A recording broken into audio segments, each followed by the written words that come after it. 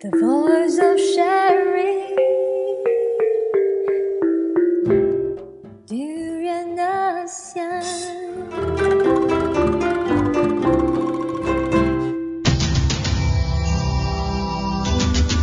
ASEAN Breakfast Call. First and foremost news from Southeast Asia. Another day, good morning from Arlene. Good morning, this is Grace. And of course, you are listening to Durian ASEAN, the voice Of discovery and discovery. sharing. Oh my god, I almost forgot the tagline today. But yeah, you are with us on the ASEAN Breakfast Call. Today we are going to start our news commentary with something about football. Too bad Gauri is not here to comment on this. Yeah, I should have happily commented on it or not because Malaysia did not win the tournament this time. I mean, it's been a couple of years, right, since the last Malaysia's victory. I remember last few years ago, Malaysia versus Indonesia, and it was very intense. And this time is Malaysia versus Thailand. But the unique thing about Suzuki Cup is it has a first leg and second leg. So this is just the first leg, which means it is played in Thailand. And Malaysia, of course, unfortunately lose out to Thailand, which I would say they are actually quite good, the Thai players. But doesn't mean the hope is not there yet. The second leg will be played in Shah Alam Stadium, which is will be held on the 20th of December. So that's the second leg Malaysians, on Saturday. Yeah, support your Harimau Malaya. Hopefully they can beat Thailand, and I mean the margin is still not that much, so so there's a possibility that Malaysia can win this. And apparently on Saturday they will fight against Vietnam for the final. And is that the correct one? And I hope all the best to Malaysian football team. I mean, It's not against Vietnam. Malaysia won against Vietnam Vietnam, for the that semi-finals. Oh, all right. Sorry, I don't follow the football. But Yeah. the finals is against Thailand, which Malaysia lost 2-0 in the first leg final. Did you watch it? I actually watched it yesterday. Oh, that was good. My whole family was there. I mean, it's been a long time where you actually enjoy watching football, and I think thanks to the Suzuki Cup, Malaysians are really cheering for their Harimau Malaya team. But I want to tell you one thing. While I was watching this, I can't help to oogle at the guys from the Thai team because they look so gorgeous. One of them, he was even dubbed as the Cristiano Ronaldo of Thai. All right. So, Arlene, you have one reason to watch the football from now on. The match this Saturday, I have a lot of reason why I need to watch the All right, match. Arlene, there you go. Have fun. You'll be oogling all the cute guys in the Thai team rather than. It's so funny. I was talking to my brother. It's like, oh my god, I wish Malaysian team, the guys can just boost up their beautiness. Okay, Arlene. No, I mean, All the seriously. best to Malaysian team Malaysian for sure. team, you need to look good because a lot of girls will be Whoa. watching this, and unfortunately, they will be oogling for the Thai team rather than the Malaysian team. There goes the attraction point. But I mean, in terms of skill-wise, Malaysian team actually did not that bad. Actually, they did quite well. It's just that during the second half, unfortunately, the Malaysian team were quite, I would say, violent. They did a lot of faults, and they tackled a lot of You the meant Thai aggressive. they were very aggressive. And because they were aggressive in front of the penalty box, the Thai won their first goal through the penalty kick, and from there on, the Malaysian spirit were not as high up as during the first half. So Malaysians, stop being violent. Love but not war. Oh my god, what am I talking about? But I think at the end of the day, watching football is a good way of trying to feel that ASEAN spirit, because all the countries involved in the Suzuki Cup are from Southeast Asia anyway, and it's great to see the Malaysian spirit, especially during the Vietnam versus Malaysia, where Vietnam actually were quite cool about us Although a lot, unfortunately, some really crazy fans, beat up some Vietnamese Yeah, supporters after and they players. actually became violent, now I recall all those events that happened. But again, the Malaysia will have another final match, second leg of the final match on the Saturday. And then again, all the best to Malaysian team and hope for the best result in this league. Talking about Malaysia, do you think Malaysia is a high income nation? High income nation. Well, I believe that it's slowly growing for sure, with a lot of SMEs and then entrepreneurs are coming up. I have to be frank in this. I'm a bit skeptical whenever people say the word high income nation, because when people talk about high income nation, I would imagine countries like Scandinavia, like the US, like countries that have achieved certain standard of living. And when it comes to Malaysia, being a high income nation, is it really our goal? Because at the end of the day, even though you have high income, but if the cost of living is high, it doesn't mean anything much, isn't it? Well, but then we Malaysian does have the theme called the Vision 2020, and that's when the nation wants to achieve by that certain year, which is 2020, to become a high income nation.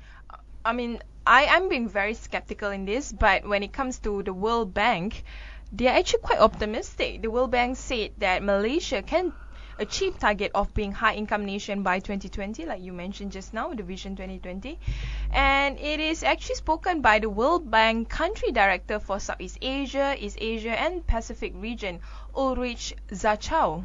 Interesting. But then, what you mentioned, Arlene, we cannot ignore the fact that, well, as much as a country, the income is increasing, there are also the other side of the country, which is poverty, and then the gap between the rich and the poor is just increasing, and it's getting wider and wider.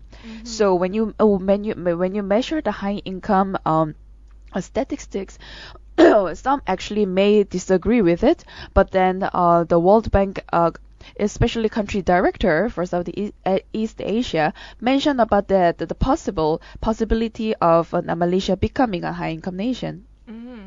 So this is what he said. It now has the opportunity to transform from a middle income country to a middle class society, fulfilling the aspirations of lower income families and workers to join a dynamic, better educated, higher earning middle class that is already becoming the engine of Malaysia's economic growth. But from his point of view, I felt that he's still stuck in that 90s or 80s era where Malaysia was growing, poverty was cut into like probably 90%, and literacy was going up, and people were just getting better and better. But this is the year post 2000. The kind of reality that we are having now probably is a bit different from what he described. I mean, some people are saying that we are caught in a middle income trap, but that's beyond what I can comment. But what I can comment is inequality is one of the key issue that countries need to address when they talk about high income nation, because you cannot expect just a few people having, or just probably people in the urban area having high income, but what about people in the rural area? And we have discussed this many times during ASEAN, how much rural poverty is a real issue in this country. Well, nevertheless, the Malaysia Economic Monitors does still support to be able to reduce this critical gap when it comes to inequality, and also to promote the shared prosperity in Malaysia. But like we mentioned before, and also several times during ASEAN, well, the inequality is actually a huge problem in Malaysia, and also not only Malaysia but also around the Southeast Asia region. And this is something that the government and as well as the economists need to take it into consideration seriously, because like you mentioned, this is a post 20th century countries, and Post then 2000. and then we need to really look into not only the opportunities but also be able to transform the country to look at the better solution for inequality, because of the diversities, and then different status of income. And I think the most important thing is to somehow redefine what is poverty or relative poverty in this case, because what he's saying is correct. Within 40 years, Malaysia has drew its own natural resources to nearly eradicate absolute poverty to 1% in 2014, from 49% in 1970s. That is totally true. But redefining poverty is important, because what we are seeing now is relative poverty. You could live in Kuala Lumpur, for example, with a salary of 2,000, but doesn't mean you are living a good life. You might live a good life with a salary of 2,000, maybe in places like Kelantan or Sabah Sarawak, or in any other rural areas, but to live in KL with 2K, you are actually considered poor. Yeah, and also you talked about the job, so of course that leads to employment in the one nation. Not only the poverty, even if they have a good education, but with the lack of salaries and also increasing living cost, how are we be able to survive in the nation? But one thing that he did suggested in terms of reducing inequality is to make fuller use of the tax and transfers. So probably he's suggesting to create a tax system that really redistribute wealth. But right now, I think even in terms of the tax structure in this country is still questionable, in a way that we do not have capital gains tax, we do not have inheritance tax, and those who earn really high up have to pay lesser tax, because there's a tax cap up there, and compared to those who are earning very marginal salary like us. So in a way, he did suggest something great, but is the government having that political will to do that, as what he suggested? So that is left to be seen in any way on that. Anyway, talking about high income nation again, one of the key focus of Malaysian government is to talk about the global Muslim consumer market. So online ventures are targeting global Muslim consumer So what do you market. think about this, Arlene, targeting only for the Muslim consumer market? I think it's a very great idea. I mean, my personal point of view at this. It's funny because in Southeast Asia, Muslim are somehow the majority. Yep. Next to Buddhist and other religion. So, I mean, it's quite fair to say that a lot of the entrepreneurs, people from the corporation, they are still not using full use in terms of market access for the Muslim consumers, in a way. And then this will include from travel guides to shopping portals. So new internet ventures aims to capitalize on the growing Muslim lifestyle market. And don't forget the halal Yes. market. Well, thank you for mentioning that. And which is definitely expanding beyond food and to include areas such as tourism, fashion, and credit cards. So when the people want to travel around, especially Southeast Asia, it's actually more convenient for them, and they don't need to worry about certain things and certain restrictions. And they also, they also feel that it's great to provide hotels that are Islam friendly, that ban alcohol, and create a fashion that is specifically designed for the Muslim ideas of modesty, and also medicines that have screened to exclude alcohol or gelatin made with banned animal products. But don't you think he has gone a bit too far? Oh, you mean it's too extreme?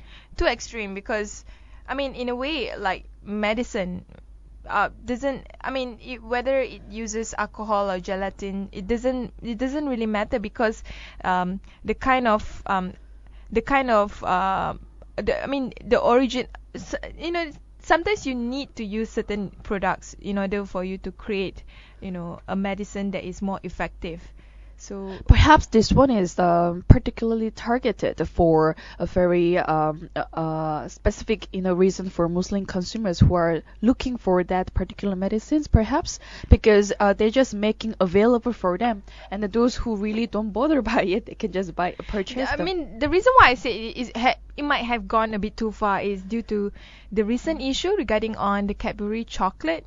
Just because some people found some DNA traces in the chocolate doesn't mean that the chocolate uses like pork. It just has some pork DNA, which is a totally different thing.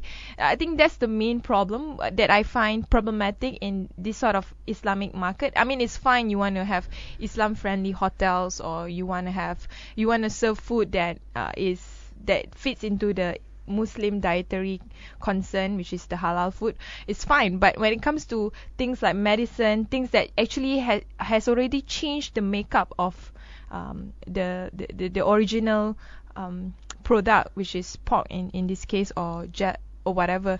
It So doesn't with really, to me, it doesn't really, it has gone to an extreme. It doesn't really mean that you are not Muslim just because you consume a medicine that has pork gelatin. But this is debatable, I guess, in It in is the Muslim debatable because you're talking about where's this fine line where it comes to Muslim target market. But on the other hand, it may provide another platform for Muslims to come over and then consume all those medicine at their convenience without double checking, because they are very particular when it comes halal food and also when it comes certain products. So it could be a good news to certain groups in a Muslim.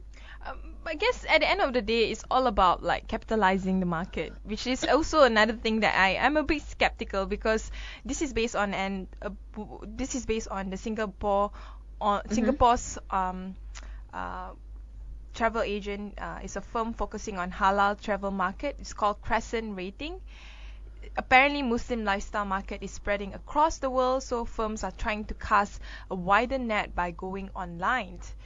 And this is a very fragmented industry of largely offline transaction with no real major players. It is in a prime position for disruption from an entrepreneurial point of view, is said by the chief executive of the Crescent Rating. Well, in addition to this, the countries which are involved in this Muslim targeted sort of marketing is Dubai. One of countries is Dubai, and also Malaysia, not to forget. And both of them, in fact, in October, they agreed to develop a new global network of halal certified companies in order to simplify the trade in the halal product. And also Pakistan is finalizing its own federal halal authority in an effort to bolster the exports to Muslim countries. Wow. It's funny because I mean, this is a side story I need to tell. I'm so sorry, but I need to tell this. But my dad used to have employees from Pakistan, because he worked as a construction. He has a construction business, and for people in Pakistan to even see the halal logo is something very ironic. He's like, what is this? Like, Were they questioning about it? Questioning the halal logo, and to him it's like, it is the discretion of the individual like traders to either want to serve pork or not. And as a consumer, you just ask, like, is this like with pork or without pork? But you don't need to have like a official logo. So to him, it's quite odd to have a logo for especially for shops that are of non-Muslim. The owner is of non-Muslim. So but the idea of halal logo seems like it's spreading all over the world. Well, that's true. I So I halal guess logo quite often now Pakistan is endorsing what Malaysia started. Okay, this is another unique story that we should highlight definitely. It's about not Malaysia. We are going out to another side of the world, which is the US. All right. So US and Cuba are finally restoring ties after 50 years. 50 years is a really long time. Probably you remember the Cold War, remember like all this different like situation between US and Cuba, and at one time they almost have a nuclear war, which was prevented, of course. And the great thing is, for so long, a US put an embargo towards Cuba. Now as in like actually it was yesterday, the US and Cuba has agreed to restore diplomatic ties that Washington severed more than 50 years ago. So now they are looking at forming, and not just diplomatic ties but economic ties as well. And also, the President Obama said he was ending what he called a rigid and also outdated policy of isolating Cuba that had failed to achieve change on the island itself. But then a certain restriction actually do remain still even after the agreement between these countries, such as the travel restrictions that make it hard for the most Americans to visit will be definitely eased, but the door will not yet be open for Entirely. For sure, Maybe because he's scared, the communists will come in. But the great thing is for Obama is to put an end for the economic embargo, because it does put a lot of strain towards Cuba's economy. You depend on, to me, a great economy is an economy where you trade well with your neighbors. So you look at when you do business with your neighbors first, then you look outside. So for Cuba, having not been able to trade for so long with the US is actually not a good thing, because Cuba is so popular, with some of its signature, for example, the Havana cigar. Yeah. I mean, who doesn't like that? Even For sure. I'm a known smoker, but I would definitely smoke a cigar made in Cuba. All right, I'll buy one for you, Arlene. Well, also another interesting part of this agreement is Cuba is also releasing an intelligence agent who spied for the U.S. and was held for nearly 20 years. Now, U.S. in return, they freed these 3 Cuban intelligence agents held in the United States. So there are still restrictions going on, but definitely it will be quite a bit of a challenge for Obama. Definitely, it will be a lot of challenge for Obama, but the great thing now is US is starting to somehow remove its mindset that Cuba is this backward sort of communistic nation. Of course, their system might be socialist. It's up to them. They want to have whatever political system that they want, but they shouldn't just sever the tie just like that. And some more, I think it's a personality thing. Maybe they have a thing against Fidel Castro, but now Fidel Castro is so weak that his brother is governing the whole of Cuba, which is Raul Castro. So all the best, Cuba, and the US. Hopefully there will be greater ties, and all the best for Southeast Asia as well. And also, are we expecting Cuban American spirit? That's true, Cuban American spirits. So good luck to ASEAN as well. This is another story. Development potentials and pitfalls of a fully integrated ASEAN. So ASEAN integration, ASEAN community has been going around for some time, but although people are still quite blur, what is it all about? Yes. Is it the same as EU, different from EU, or is it like something, where it will benefit the community, or it's just like between governments, sort of diplomatic relations? Yeah, that's correct. I mean, when it comes to awareness of these terms, even not many people are still aware of it. They might have heard of the word ASEAN, but then they also need to know what are the other sectors under ASEAN they function, and also how other regions are coming together to be able to make ASEAN as one single unit in the market. So Jayan Menon, he was in KL recently. He's the lead economist for regional economic integration at the Manila-based Development Finance Institute, explained that while ASEAN continues to be one of the most dynamic regional political entities in the world, it remains in essence a toothless agenda-setting body for the member countries, even when faced with evidence of non-compliance with its own policy. So there you go. Yeah, and also he also mentioned to maximize ASEAN's role in spurring development progress across the region, he suggested to grant the body more financial and technical resources. So to break it down, the main problem is the ASEAN Secretariat is highly under-resourced, and because of that, they are unable to do certain things as probably as effective as the European Union. So to solve this problem is to actually make ASEAN Secretariat a really strong body, regional body, rather than just give them very marginal sort of funding. Yep. So in a way, a stronger ASEAN Secretariat is actually would determine how functional is the next ASEAN Economic Community, especially post 2015. And Malaysia should definitely take the lead, not just in terms of resources, but also in terms of the vision and the mission of what is it all about. How can society or the whole Southeast Asian community benefit from this? And also one of the prominent the action that will be going on among these countries will be trade and investment, and then those two factors will definitely boost up and also to help achieve these development goals. So that's all from our news today. We will continue with our blast from the grassroots. Yes, and we have a special guest coming up. So tune with us and find us at Durian ASEAN by downloading TuneIn app. And also we have social channels such as Facebook and YouTube, and as well as Twitter. And we have a new social channel called Instagram. So find us at all those social channels at Durian ASEAN. Yes, of course. But definitely always go to our website at durianasean.com. And stay tuned, we will continue.